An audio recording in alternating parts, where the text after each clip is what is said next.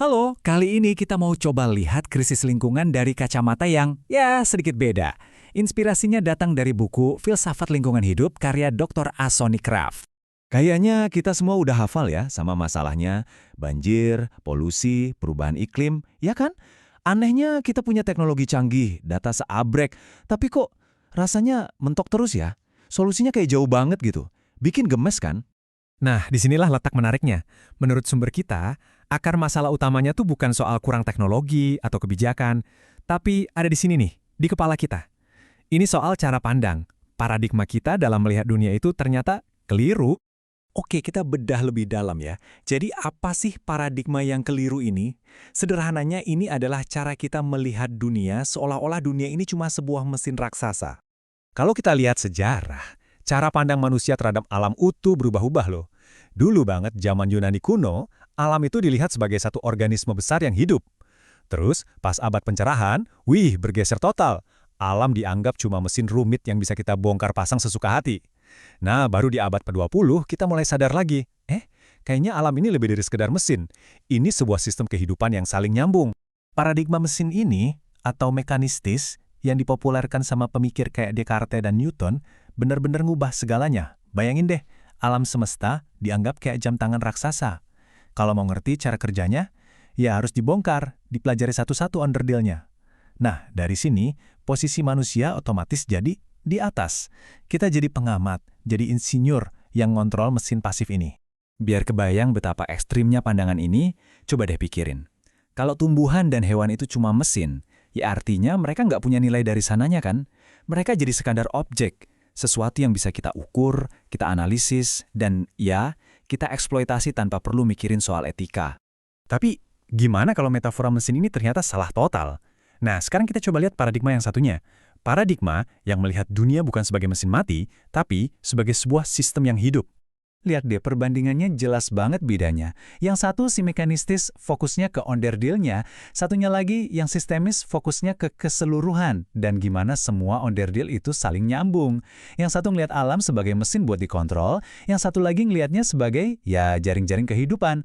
Di sini kita bukan lagi bosnya, kita cuma salah satu bagian di dalamnya. Jadi yang dibutuhin itu kerjasama, bukan dominasi. Paradigma baru ini, sebut aja paradigma ekologis, benar-benar ngegeser fokus kita. Pertanyaannya bukan lagi, ini terbuat dari apa? Tapi, ini nyambungnya kemana aja?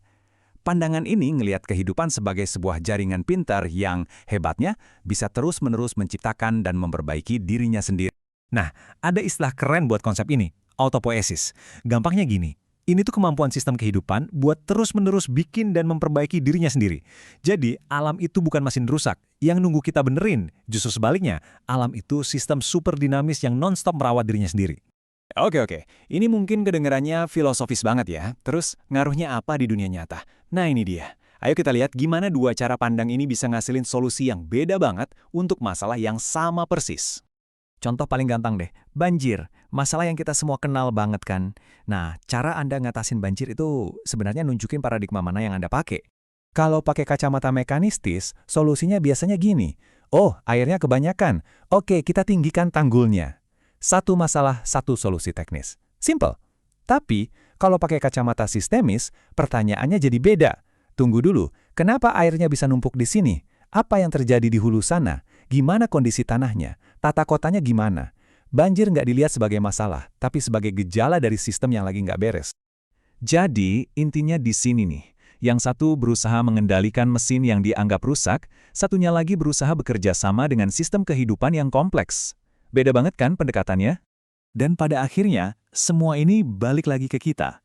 Pertanyaannya bukan lagi cuma soal alam, tapi soal diri kita sendiri. Apa yang kita percaya di dalam kepala kita, itu yang akan menentukan apa yang kita lakukan di dunia nyata. Simple. Kalau kita ngelihat dunia cuma sebagai gudang bahan baku, ya kita bakal perlakuin kayak gudang. Tapi kalau kita lihat dunia sebagai sebuah komunitas kehidupan yang saling terhubung, otomatis tindakan kita juga bakal beda. Dan inilah, mungkin, inti dari semuanya. Solusi nyata untuk krisis lingkungan itu bukan cuma soal bikin panel surya lebih canggih atau peraturan yang lebih ketat. Itu penting, jelas. Tapi semua itu nggak akan cukup kalau software di kepala kita nggak diupdate. Perubahan paling fundamental itu harus terjadi di cara kita berpikir. Jadi saya mau tutup dengan satu pertanyaan buat Anda. Coba deh sekarang, lihat sekeliling Anda. Lihat pohon di luar, air yang Anda minum, orang-orang di sekitar Anda. Apa yang Anda lihat? Cuma sekumpulan benda-benda terpisah? Atau sebuah jalinan kehidupan yang saling terhubung? Karena cara Anda menjawab pertanyaan itu, pada akhirnya akan menentukan dunia seperti apa yang akan kita bangun bersama-sama.